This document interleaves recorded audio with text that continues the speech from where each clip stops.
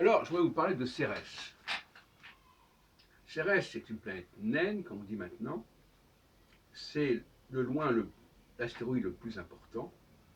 Et je vous rappelle que Pluton aussi est devenu, depuis 2006, une planète naine.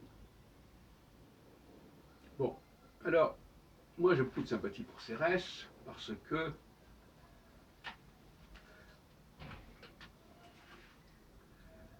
c'est une planète qui est prévue, qui est intégrée dans le système de Bode, et on l'avait prévu avant même qu'on découvre Cérès en 1801. Et Cérès est plus intéressante que Mars parce que tout simplement son cycle est plus long, sensiblement plus long. Moi j'aurais tendance donc, dans un premier temps, à préférer Cérès à Mars, dans un système ternaire, Saturne, Jupiter, et la troisième trajectoire, qui serait selon les uns Mars, selon les autres Cérès. Parce que la vitesse de Mars, avec moins de 2 ans pour faire son cycle, est quand même rédhibitoire, à mon avis. Alors que Cérès est quand même sensiblement plus important. D'autre part, Cérès pose le problème de pourquoi cette planète est aussi petite et invisible. Parce que quand une planète est invisible à l'œil nu, eh bien, elle est restée invisible pendant des millénaires. Donc elle n'était pas opérationnelle. Mais c'est certainement dû au fait qu'il y a eu une destruction quelque part, quelle qu'en soit la cause. Une destruction. Alors ça nous renvoie à la Bible. Ça nous renvoie à l'arche de Noé, quand Dieu a voulu détruire sa création. Et moi, je vois dans cette idée de Cérès la marque d'une volonté de détruire le système, de le faire exploser, en tout cas de le bugger, si on peut dire.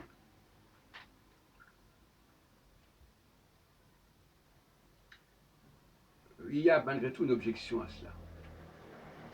Ce sont les travaux de Michel Gauquelin.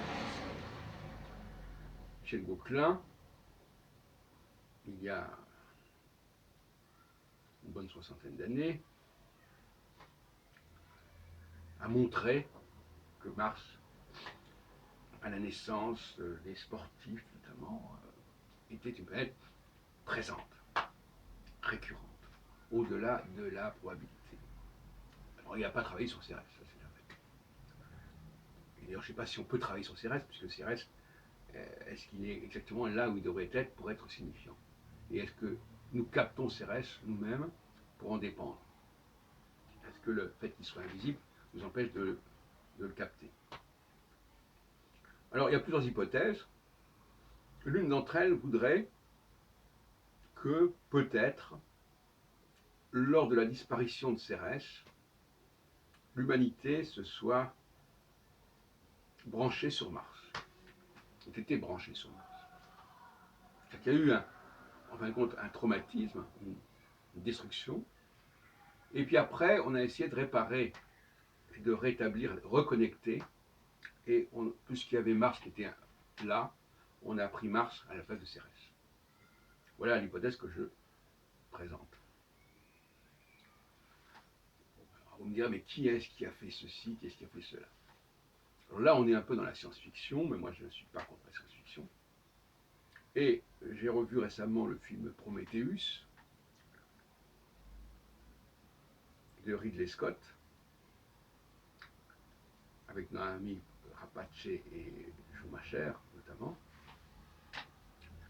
Et on y développe la thèse de créateur de notre Terre, le créateur de tout ce qui est en rapport avec la Terre.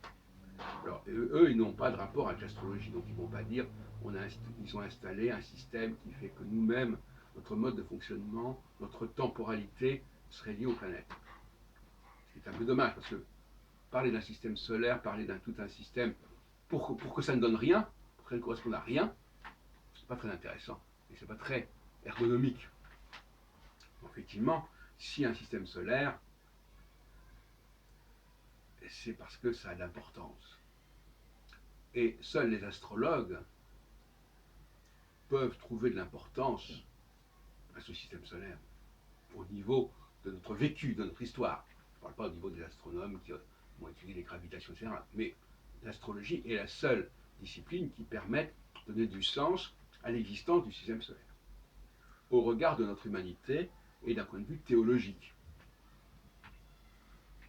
Donc, je vous recommande, j'en ai d'ailleurs mis en ligne quelques éléments, je vous recommande de prendre connaissance de ce film Prometheus. C'est pas le seul, parce qu'il y a toute une série, mais celui-là me paraît particulièrement puissant. Et le suivant aussi, apparemment, que je vais voir ce soir, Covenant, toujours du Ridley Scott. Incontestablement, la science-fiction, comme on dit, se conjugue de manière remarquable avec la théologie et avec la Bible. Ce que d'ailleurs montré depuis longtemps d'autres chercheurs, comme Jean Saint-Dié par exemple. Mais